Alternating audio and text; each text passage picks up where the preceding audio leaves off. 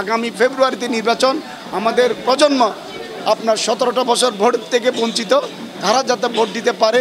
বাংলাদেশ জাতীয়তাবাদী যুবদলের গৌরব, ঐতিহ্য, সংগ্রাম ও সাফল্যের 47তম প্রতিষ্ঠাবার্ষিকী উপলক্ষে সদরঘাট থানা যুবদলের উদ্যোগে সদরঘাট থানা যুবদল সংগঠক আবু তালিব লিটনের সভাপতিত্বে ও মোহাম্মদ নাজিম উদ্দিনের সঞ্চালনায় সুবিধাবঞ্চিত কোমলমতি শিশু অক্কলরের শিক্ষা সামগ্রী বিতরণ ও আলোচনা সভা অনুষ্ঠিত। এই অনুষ্ঠানটা তারা করেছেন এই পদার্থগুলিদের মাঝে যে শিক্ষণীয় সামগ্রী তুলে দিচ্ছেন, আমি সদরঘাট থানা বিএনপির পক্ষ থেকে তাদেরকে অভিনন্দন জানাচ্ছি। এবং আমাদের মা বোনদের প্রতিটার ঘরে ঘরে যেতে হবে। আমাদের যেহেতু বিএনপির পরে আমাদের যুবদলের একটা শক্ত অবস্থান। যুবদলের প্রতিষ্ঠাবার্ষিকী 47তম, এটা কেন্দ্রীয় কর্মসূচির একটা অংশ। হাসিনা ফ্যাসিবাদী সরকার বাংলাদেশের রাষ্ট্র কাঠামোকে ভেঙে চুরমার করেছে। এন্ডের প্রধান অতিথি হিসেবে উপস্থিত আছেন চট্টগ্রাম মহানগর বিএনপির সদস্য ও সদরঘাট থানা বিএনপির সাবেক সভাপতি মোহাম্মদ সালাউদ্দিন।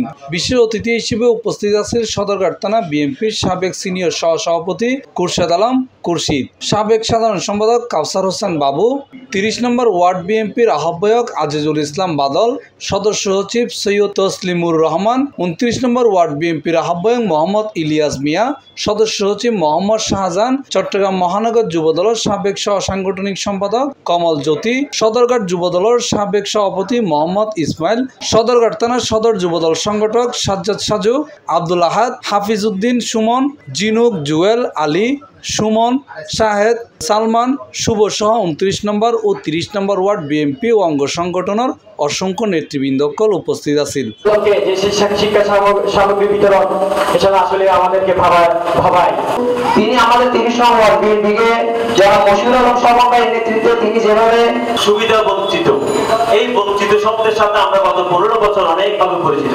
আমাদের মধ্যে আসলে আমরা কষ্ট করে লিডনকে অনেক কষ্ট করে নামিয়েছি, লিডন অনেক অবদান। টিমটি হলেন আমাদের মুরব্বী সংগঠন, ওদেরকে উৎসাহিত করতেছে। আপনাদের সবাই সুস্বাস্থ্য কামনা করে পরিবারের সাথে তোমাদের যোগাযোগ রাখতে হবে।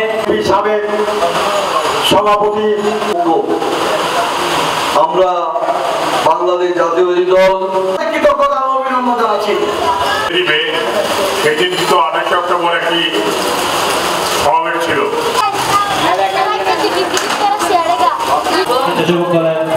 C+ TV Chittagong.